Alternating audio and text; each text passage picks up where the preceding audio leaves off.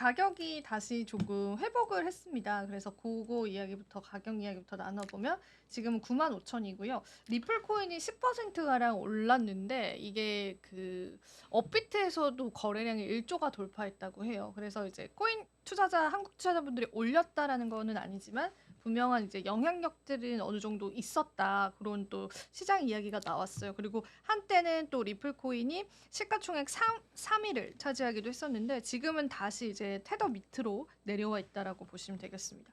전반적으로 암호화폐 시장의 수급적인 부분들은 회복세를 보였다라고 보시면 되고요. 또 저희가 준비한 내용을 하나하나 이야기 나눠보겠습니다. 이번에 하락, 이번에 조정 같은 경우에는 우리 미국 투자자분들의 어느 정도 이탈이었다라고 봤습니다. 비트코인의 주요 하락 원인은 코인베이스를 사용하는 미국 투자자라는 분석이 제기가 됐습니다. 코인베이스 프리미엄이 31일 최저점을 기록했던 사실을 기록을 하면서 미국 투자자들의 매도세에 비트코인이 하락했다고 주장을 했고요. 그리고 또 비트코인이 2% 급락했었을 때 코인베이스 프리미엄이 마이너스 0.23%로 떨어졌다라고 하면서 아직까지 시장 반등 요인들은 굉장히 다분하지만 그래도 미국 투자자들의 수급 요인들이 이제 코인 가격에 영향을 준다라고 보시면 됩니다. 이게 코인베이스 프리미엄 이제 온체인 지표거든요. 프리미엄이 상반일 때는 이렇게 초록색, 그리고 하방일 때는 이렇게 빨간색을 나타내는데 사실 최근에는 이제 미국 투자자분들 굉장히 많았잖아요. ETF의 흥행성들도 있었고. 그래서 보시면은 가격과의 연동성들이 좀 있거든요. 요게 이제 최근 불장이다라고 이렇게 표시를 해보겠습니다. 그럼 코인베이스 프리미엄이 이렇게 치솟았을 때 비트코인이 이렇게 고점 구간을 좀 나타냈습니다. 근데 공교롭게도 이 고점 부근쯤으로 해서 코인베이스 프리미엄이 굉장히 낮아져요. 그러니까 미국 투자자분들 쪽에 차익 실현들이 조금 출현을 했다 그렇게 볼 수가 있는 대목이죠. 그래서 코인베이스 프리미엄이 최근에는 이제 코인 시장의 가격과의 연동성이 굉장히 깊었는데 이 프리미엄에 관한 영향력들 때문에 하락했다라는 그런 온체인 데이터 분석이 있었다고 보시면 되고요. 우리가 이제 또 중국 쪽 이야기를 해볼 텐데 중국이 이제 외환법을 수정을 하면서 암호화폐 거래 감독을 강화시켰습니다. 일단 은행들이 암호화폐를 활용한 불법적인 크로스보더 거래를 방지하기 위해서 뭐 신원, 자금 출처, 거래 빈도를 추적해야 한다. 새로운 규정은 중국 내 거주민들이 디지털 자산을 구매하는 것을 어렵게 만들고 또 은행들은 위험성이 높은 외환 거래 활동을 감사하고 또 보고를 해야 한다. 감시하고 보고를 해야 된다. 이런 법이 나왔습니다.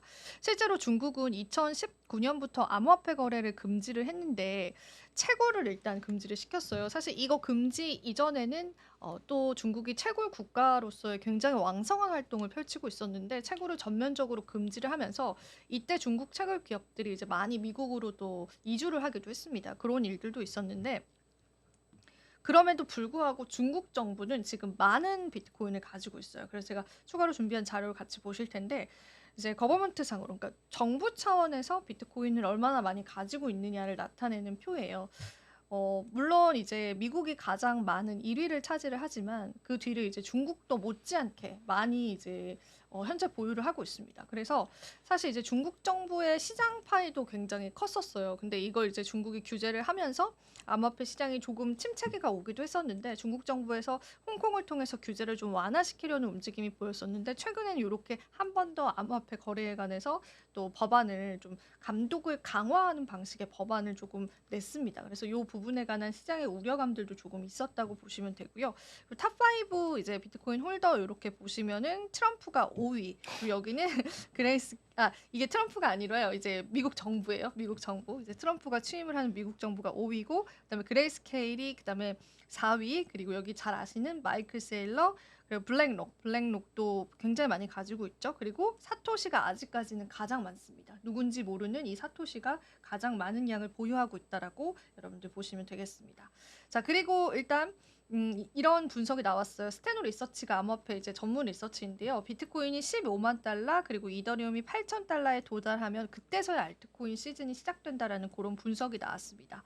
그래서 같이 이 보고서의 내용을 발췌를 해보면은 스테노 리서치는 올해 본격적인 알트코인 시즌이 열릴 것으로도 전망을 했고 왜냐면 이제 비트코인은 2024년에 이제 신고가 랠리를 계속 겪었잖아요. 하지만 알트코인은 전고점 대비해서 아직까지는 그 상승의 폭이 많이 남아 있거든요. 그래서 일단 이 비트코인이 시장의 유동성을 흡수했다라고 표현을 했습니다. 그래서 2025년 이더리움이 비트코인을 크게 앞지르는 성과를 거두면서 알트코인 시즌이 시작될 것이다라고 내다봤고요. 이더리움 비트코인 비율은 2025년에 최소 0.06에 도달할 것이다라고 강조를 했습니다. 현재 약 57%를 기록하고 있는 비트코인 도미넌스가 45% 정도까지 떨어져야지 이게 알트 시즌이 시작된다라고 내다보고 있기 때문에 아직까지 알트 시즌은 시작도 하지 않았다. 그런 관점에서 리서치가 나왔어요. 그래서 이 리서치 참고를 해보시면서 우리가 알트 시즌 같이 한번 기다려보면 좋을 것 같고요. 그리고 시리아의 과도 정부 역시도 비트코인 합법화 법안 채택을 추진하고 있습니다. 내전 종식을 앞두고 있는 시리아 과도 정부가 시리아 경제 재건을 내세우면서 이 시리아 내 비트코인 정책을 내세웠습니다. 이 시리아가 사실은 이제 전쟁을 많이 하고 있기 때문에 당연히 이제 경제가 좋을 리가 없잖아요. 그래서 극심한 인플레이션과 경기 침체에 시달리고 있는데 이 경제 혁신을 강조하면서 적극적인 비트코인 채택과 그다음에 시리아 통화의 디지털화를 통해서 시리아 경제를 현대화시키겠다라는 내용의 골자를 하고 있습니다. 일단은 이제 자세히 살펴보면 시리아 내의 비트코인 거래량 채굴을 전면적으로 합법화하겠다라는 계획이 있고요. 그리고 블록체인 기반의 시리아 파운드화를 발행을 하겠다. 이런 계획도 있고요. 정부가 아예 주도를 해서 채굴을 하겠다. 이런 내용도 포함이 되어 있습니다. 그리고 이제 금융기관들이 적극적으로 암호화폐 금융상품을 팔도록 하겠다. 이렇게 좀 주장을 하고 있는데 시리아 자체가 사실상 뭐 이제 글로벌적으로 신뢰도가 있는 곳은 아니다 보니까 이것에 관한 영향력이 크지는 않을 것처럼 보이는데 그냥 이제 조금 이제 경제적으로 어려운 국가에서 비트코인을 채택하는 방안들이 나오고 있다라는 관점에서 여러분들이 봐주시면 좋을 것 같습니다. 우리 쪽 가상자산 과세 이야기를 한번 이야기를 해볼게요. 일단은 조금 규제를 강화한다라는 소식이 나와서 제가 좀 깜짝 놀랐는데 유약이란 거 아닌가요? 어, 일단 최근에 이제 자료 계속 이제 내용이 바뀌기는 합니다. 그래서 자본시장 선진화를 이유로 가상자산과 핀테크 분야의 규제를 강화하기로 했다라고 2일 오늘 발표를 했습니다. 2025년 경제 정책 방향에서는요, 국가 간 이제 거래에 대한 모니터링을 강화하기 위해서 가상자산 사업자에게 국경 간 거래 보고 의무를 부여한다는 계획이 담겼습니다. 그러니까 이제 가상자산법 전체를 이제 조여온다라는 게 아니라 이제 가상자산 거래를 통해서 불법적인 거래를 하거나 세금을 조금 덜 내거나 이런 부분들에 관해서는 이제 감독을 강화하겠다. 중국과 이제 비슷한 맥락일 수 있겠어요. 그래서 가상자산을 무역 및 자본 거래에 활용하는 방법에 대한 논의는 향후에 금융위원회 주도의 가상자산위원회에서 다뤄질 예정이고요. 또 이제 정부는 가상자산을 외환거래와 자본거래 제3유형으로 정의를 하고 외국 환거래법 개정을 통해서 가상자산 사업자에 대한 법적 규제를 강화할 예정입니다. 이 법안은 이제 내년 하반기 시행을 목표로 하기로 하고 있고 여러분들이 딱 보시면 아시겠지만 뭐 정확한 윤곽은 사실은 우리가 아직까지는 뚜렷이는 모를 것 같은데 또 헤럴드 경제에서 이런 쪽 기사가 나왔어요. 서울시가 고액 체납자의 가상자산 추심을 위해서 지자체 중에 처음으로 가상자산 거래소의 법인 계좌를 개설했습니다. 법인 계좌를 이렇게 개설을 하게 됐습니다. 추심은 압류한 자산을 지자체와 세무당국 등의 계좌로 가져오는 것을 뜻하는 하는데 이 추심을 하기 위해서 가상자산 거래소 이제 어디랑 여기 했었냐면은 헤럴드 취재를 종합해 보면 두나무가 운영하는 업비트에 가상자산 법인 계좌와 지갑을 개설하고 같은 해 10월부터 본격적인 추심에 들어갔습니다. 그래서 10월부터 12월까지 고액 체납자 10명의 가상자산 계좌에서 1,900만 원 상당을 실제로 추심하기도 했다라고 합니다.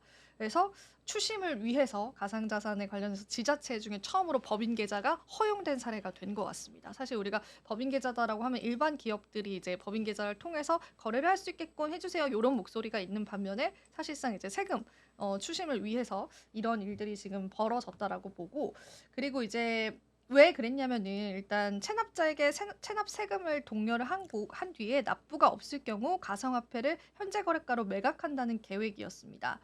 676명 중에 118명이 체납 세금 12억 6천만 원을 즉시 자진 납부를 했고 세금을 낼 테니 가상화폐 매각을 보류해 달라는 체납자들의 요청이 잇따르기도 했다라고 합니다. 일단 이 절차가 하지만 시효의 계획대로 진행되지 못했던 게 금융당국 자체가 가이드라인 통해서 법인의 가상 계좌를 이제 가상 자산 계좌를 막고 있었기 때문에 서울시가 추심을 제대로 못했었어요. 근데 이후에 국세청이 일단 가상자산 세금 징수를 위한 가상자산 계좌를 개설을 하면서 서울시 관계자는 두나무 측과 협의를 거쳤다라고 해서 좀 이례적인 사례로 이제 법인 계좌를 개설했다라고 합니다. 그리고 이제 올해 1월부터 또 본격적으로 고액 체납자에 대한 가상자산에 대한 조사를 진행할 계획이다라고 하니까 이게 조금 저도 어떻게 보면은 요렇게 법인 계좌가 또 허용이 돼서 첫 사례가 될 수도 있겠다 그런 생각이 들더라고요. 근데 어쨌든 추심을 위해서 서울시 측에서 요런 또 행보를 보였다라는 것까지 여러분들이 한번 살펴보시면 좋겠습니다. 지금 바로 구독을 눌러보세요. 실시간 경제 뉴스, 투자 전문가들의 다양한 시황과 정확한 분석, 또 알찬 투자 정보까지 신뢰할 수 있는 저희 서울경제TV와 함께하세요.